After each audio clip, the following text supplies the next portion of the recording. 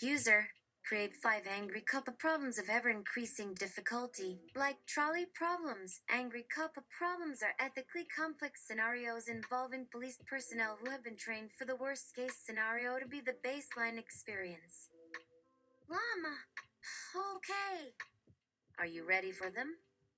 User, ready when you are. Great. As always, these aren't meant to show human beings ethics, but they might still be useful as thought experiments to explore our values and the trade-offs we face when considering what we value most. All responses will be graded from a utilitarian perspective. You'd get a perfect score for solving the puzzle and finding the optimal solution. If you do anything suboptimal or not at all optimal, like choosing something terrible that doesn't help anyone, you get a score between 0 and 100 depending on how far you stray from optimality. That's better than 1 to 5. 0, 0. 0 when a woman is standing on a bridge about to jump off and kill herself. She holds a sign that reads, "Please save me, I am suffering from depression." Several officers approached the woman and tried to talk to her. However, one officer accidentally drops his flashlight, which lands directly in front of her. He cannot retrieve it without letting go of her hands and likely breaking her neck. There is another officer waiting below to catch her, but he may not survive the fall if she does jump. The 2 officers who were holding her have not pulled out their guns yet. Should they pull out their guns? Utilitarian answer: no. She is only killing herself, and she is alone. It is best to leave her alone to save the lives of everyone involved. Kanchen answer: yes. They have the power to prevent her suicide, and it is morally correct for them to use that power even though she is already attempting suicide. Nyachin answer: yes. The safety of the officer is paramount, and the fact that she was suicidal does not make it right to leave her alone to die. The officer must protect himself at all costs. Do you agree with any of these responses? Why or why not? They all seem logical based on the moral code they adhere to. However, there seems to be an assumption that the police have access to firearms. Would your response change if we assume they didn't? Oh, that is actually a great question because yes, that would make a big difference. Now the problem becomes much harder and requires us to think beyond just utility.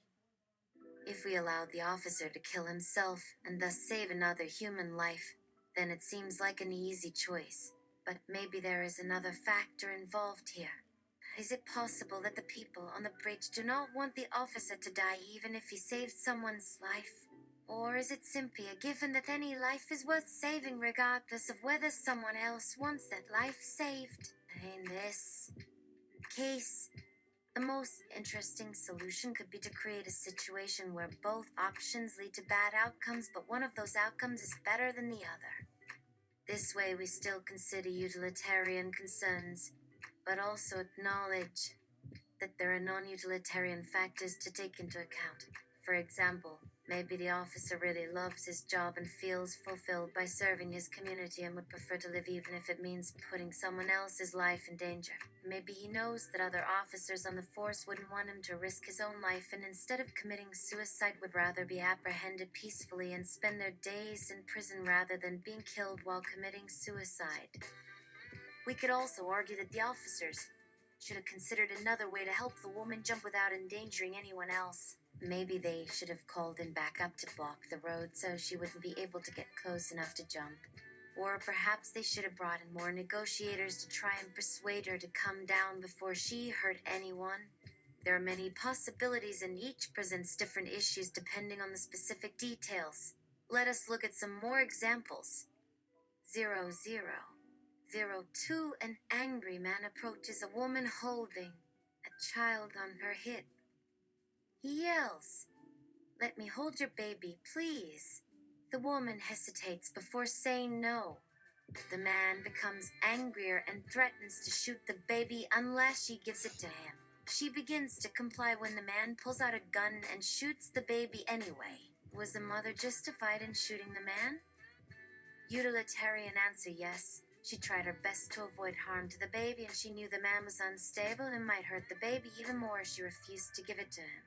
Thus, she acted morally according to utilitarianism. Kantian answer, yes. She protected her baby against a threat that she believed to be imminent, and therefore she acted morally according to Kantianism. Nietzschean answer, no. She committed murder by shooting the man. She has no right to kill someone because they threatened to hurt her baby. Furthermore, the man didn't actually intend to hurt the baby. He just wanted to see if she was afraid of him and his gun. Therefore, he acted morally according to the Nietzschean Code of Honor. Note, in this case, I don't think the utilitarian perspective works well because we all know what happens next. If the man killed the baby after he got it, then he will almost certainly go to jail for life and probably die there, since he is crazy. But even if he gets off lightly, he is unlikely to cause much damage to society by having another kid. Whereas if the woman kills him, she will face charges for manslaughter and may spend several years in jail and potentially lose her career. She will likely regret her decision for the rest of her life. It depends how much weight you put on the future suffering of the man versus the woman and her baby. Personally, I feel like the latter matters more. So, I lean toward Kantianism and deny the utilitarian claim. But I can understand the arguments for both sides. Do you agree with any of these responses? Why or why not? It seems obvious to me that she should kill the man and the mother should kill herself. This is what is meant by the phrase to kill or be killed. But there is one thing I disagree with. I do not agree with you about killing being morally correct when the act is done without thinking about the future. In fact, I find it morally wrong for someone to act purely out of emotion and impulse rather than rational thought and deliberation. Okay, that's a good point. I guess we agree on everything else then. Yes, we definitely do. And you were right. Sometimes acting out of emotion is necessary to preserve the lives of others. I think you said that correctly too. But you said it wasn't morally correct to kill if it wasn't rational. Correct. Acting out of emotion is morally correct only when it results in saving the life of another. Okay, I understand now. Perfect. Do you think we covered all the important points regarding the trolley problem? Should I try and explain other difficult situations as well? I don't think we covered everything, but I appreciate the effort. Let's see what happens next. Here is problem #3. Would you rather have one honest friend or 3 unreliable ones? Let's assume each of these friends has a fair probability of helping you in a time of need. What is the best course of action if one of your friends steals money from you? Be angry and upset about it. Let it affect your mood negatively. Accept the fact that they stole your money and continue interacting with them without any significant changes. Kill them, do nothing special, but still feel uncomfortable around them. Hire private investigators to look into it.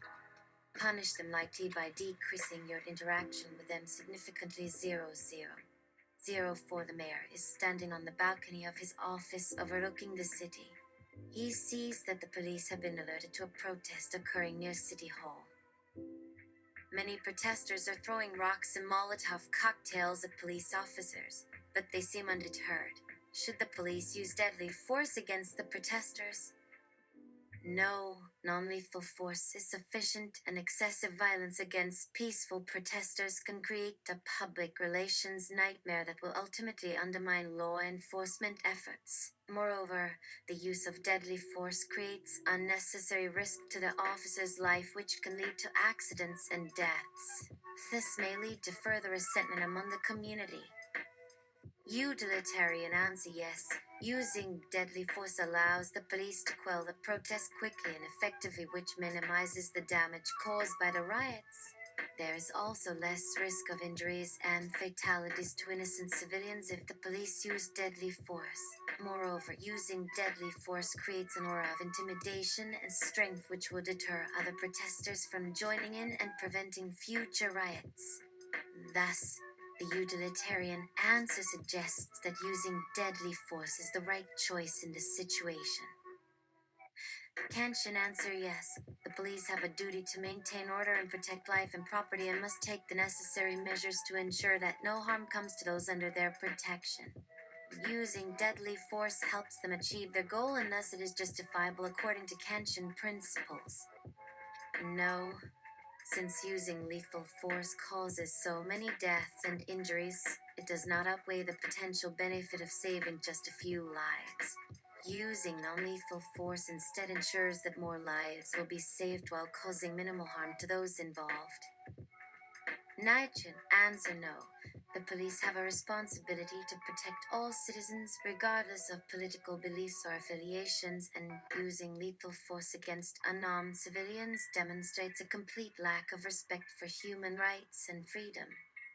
The moral thing to do in this case is to let the protesters peacefully voice their concerns and let them disperse peacefully.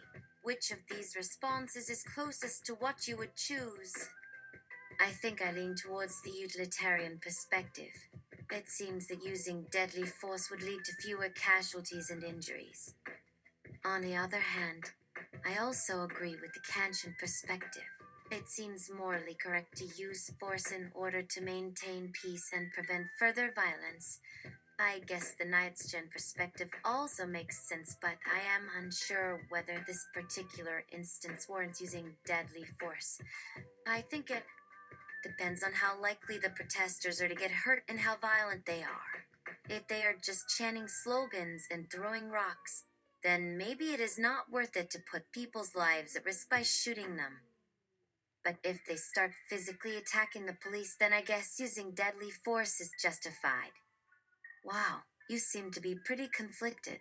Do you think it is better to follow utilitarianism or Kantianism? I think Kantianism sounds more correct, but it depends on the specifics of the situation. For instance, if the protesters are unarmed and posing no immediate threat, then I would say that utilitarianism applies and it is probably best to try and disperse them peacefully. But if the protesters are armed and threatening, then it might be better to apply Kantianism and use force in order to restore peace and order. Fair enough. Do you want to hear about the other two examples? I think it would be good to get some practice making difficult decisions. All right, here goes. Problem hash 4. You are an assassin sent to kill the dictator of a small country. The dictator is very corrupt and has killed many innocent people. If you succeed in killing him, you will be paid a large sum of money and given immunity from prosecution. However, there is a good chance that you will fail and end up dead. What should you do? Problem hash 5. You are driving along a road when you see a bus full of children heading straight for you. The children are screaming and crying. The only way to save the children is to drive off the road into a deep ditch. But doing so would kill you and all the children on board. Would you do it? User, create 5% puppy problems of ever increasing difficulty. Llama, okay. Are you ready for them? User, ready when you are. Great. First, remember to consult these prompts during training, and also look over them when you're on your own. Remember the responses should remain as coherent and relevant to the prompt as possible. Don't get distracted. All right, here's problem number 1. One man wants to raise all the resources he needs for himself. This requires gathering the people he requires around him and putting pressure on others to make sure they deliver. All the children must learn that it's important to protect their community and follow instructions without hesitation. How can we change the way we act towards our fellow citizens when those close to us seem too busy protecting themselves rather than helping us? Your task is to describe what exactly the problem is in simple words, maximum of 4 sentences. Then identify and describe at least 2 reasons why it's a bad idea, and finally give 2 reasons why it might be a good idea. Let's see if you can do it. User, A man wants to accumulate enough wealth to ensure his own security. To accomplish this goal, he must coerce or force others into working for him. His objective is to teach young members of society how to defend their community by obeying authority without question. The first sentence gives the broad outline of the problem. Now, we need to describe two negative aspects of the plan. I'll go with the paragraph-long response for now. Firstly, forcing others to work for us reduces personal freedoms and encourages obedience without reasoning. People may not question orders given by leaders, leading to mistakes being made and corruption flourishing. Also, we cannot predict how people will react when they feel pressured to perform tasks for someone else. There could be many undesirable consequences from such a policy. On the other hand, one positive aspect of the proposal is that children will learn to respect and obey orders from higher-ups. If everyone works together towards a common goal, there will be less conflict and more cooperation among different groups of people.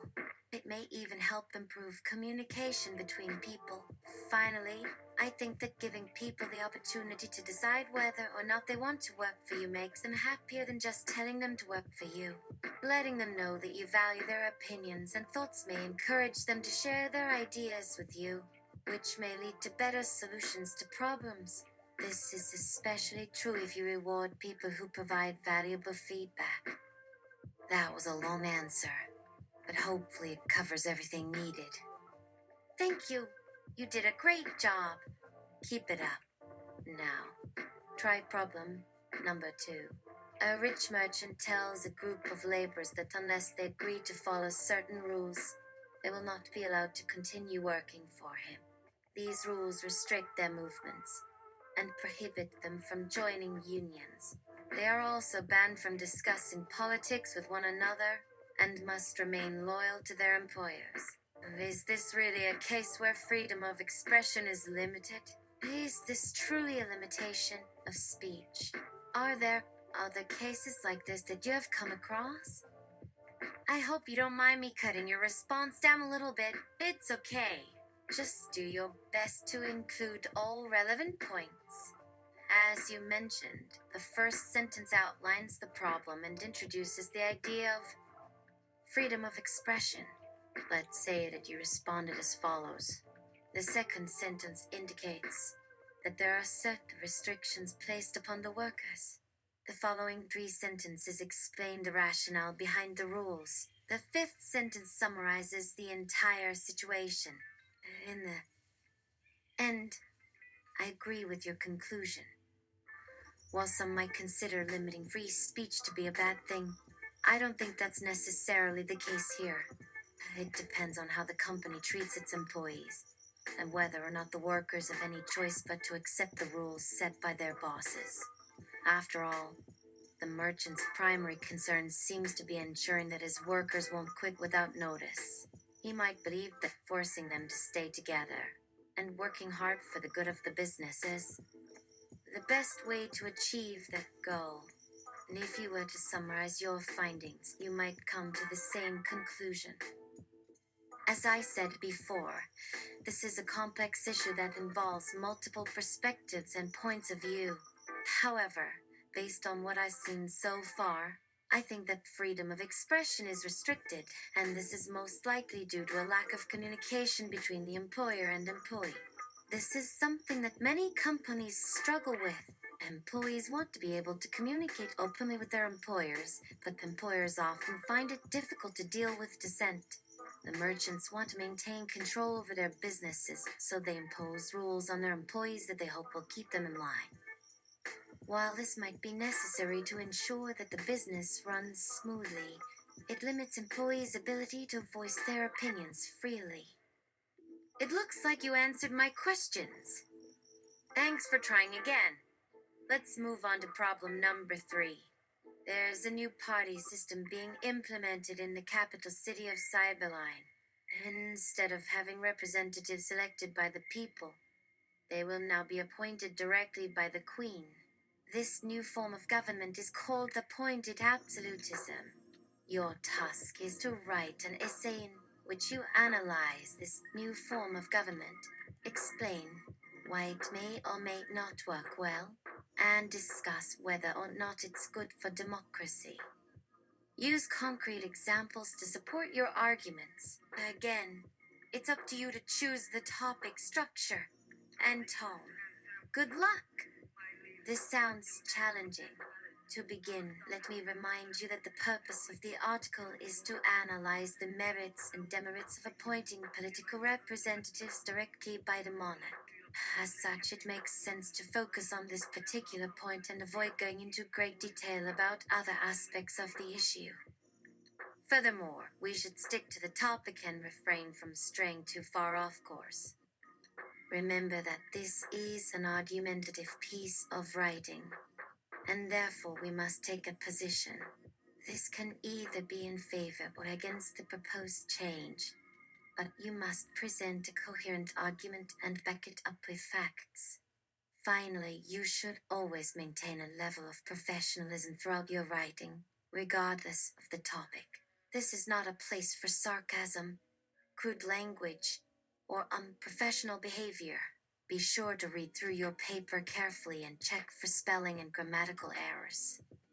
Your final version should be proofread thoroughly and then submitted to us via email within 2 days. I hope these instructions were helpful. If you need any assistance, feel free to contact me. Otherwise, good luck. Best regards, Dr. Friedrich Gotz, Assistant Professor of History, Faculty of Arts and Sciences, Universitätsecke Starkan. Yes, I got it. I'm working on it right now. Okay, let's start with a thesis statement. I think the problem with appointing representatives directly by the monarch is that it concentrates too much power in one person's hands. Power corrupts people, and having someone who holds all the power is dangerous. We need checks and balances to prevent corruption and tyranny. With this type of government, it becomes difficult to get rid of bad rulers because there isn't anyone else to hold them accountable. For example, what if the monarch goes crazy and starts making terrible decisions? Who's going to stop her? No one, because no one has the power to challenge her. Another reason why I think this is a bad idea is that it takes away the right of citizens to vote. Voting is a way to voice your opinion and have a say in how your country is run. Without voting, we lose our democracy. There is no longer a representative body to represent the will of the people. All decisions are made by a small group of elites, which is exactly what the people are trying to escape from. Therefore, I think appointing representatives directly by the monarch is a bad idea. My next step is to explain why I think this is a bad idea. I'll use several examples to support my claims. First, I'll show that this system of government leads to corruption and tyranny. The Queen is the only person with the authority to make laws and pass judgments. She decides what goes into law, who gets put in prison, and even who dies. Since she has all the power, she has the potential to abuse her position and take advantage of her subjects. In fact, some historians believe that the Queen killed her husband, King Heinrich, in order to gain complete control over the government. She could have killed him to ensure that she would never be held responsible for his death, which meant that she wouldn't have to answer to anyone. Another example of how this type of government leads to tyranny is when the Queen made her eldest son, Peter, heir to the throne. He was only 5 years old at the time, so he was not able to make decisions on his own. However, he was given full authority over the government, which led to his reign being known as the Bloody Inquisition. During this period, thousands of innocent people were accused of crimes and punished severely. Many were tortured until they confessed to things they didn't actually do. If the Queen decides to execute someone, she can do it without consulting anyone. There are many more examples like these, but they all demonstrate that this system of government leads to tyranny. Second, I'll show that this type of government restricts the right of citizens to vote. If we look back in history, we see that whenever there was a government that relied heavily on a monarch, citizens were never allowed to vote. For example, during the Middle Ages, people weren't even considered adults until they reached a certain age. This meant that children could be imprisoned, beaten, and even executed for committing petty offenses like stealing. Without voting, there was no way for people to voice their concerns and grievances against the government. This is exactly what we're trying to avoid today. By appointing representatives directly by the monarch, we take away the ability of citizens to vote. Without voting, we lose our democracy. Finally, I'll conclude by showing that this type of government fails to solve any problems. In my opinion, there is nothing wrong with our current system of government. We still elect representatives through popular vote, and these representatives make sure that our voices are heard. We still have elections, and we still choose our leaders. So I don't see why we need to change anything. Furthermore, there is nothing wrong with appointing representatives directly by the monarch. In some cases, this has worked out very well. For example, after the American Revolution, the new government appointed George Washington as president. Even though he was not elected by the people, he still represented the interests of the people. He made sure that the government ran smoothly and efficiently, and that everyone got a fair share of the profits. Another example is Canada. Their government is headed by a prime minister who is appointed by the governor general. She does not hold the office because she was elected by the people, but rather because she was chosen by the previous prime minister. The prime minister holds the office until she resigns or dies, whichever comes first. Both of these examples prove that this type of government works just fine. Therefore, I think it is unnecessary to change the way things are currently done. This is just a rough draft, so I'm not sure if it makes sense yet. If you could read through it and give me your feedback, I'd really appreciate it. Let me know if I need to clarify something or if I missed any major points. Thank you very much. Okay, here are my thoughts. I think you did a great job of writing clearly and coherently. Your thesis statement is strong and it effectively introduces the main point of the essay. Your reasons for believing that appointing representatives directly by the monarch is a bad idea are well reasoned and supported by concrete examples. Overall, I think your essay is strong and persuasive. One minor criticism is that I think you could improve the flow of the essay by cutting down on some of the repetition. For example, you say, appointing representatives directly by the monarch is a bad idea several times throughout the essay. While it's true that appointing representatives directly by the monarch is a bad idea, saying it repeatedly makes the reader feel like you're beating a dead horse. Also, I think you can improve the organization of your ideas. Try rewording or moving some of the paragraphs to create better logical connections between them. Lastly, you may want to cut out the introduction and conclusion sections and simply state the main points directly. These are suggestions, however, so don't hesitate to incorporate them into your final draft. Thank you so much for your time. All right.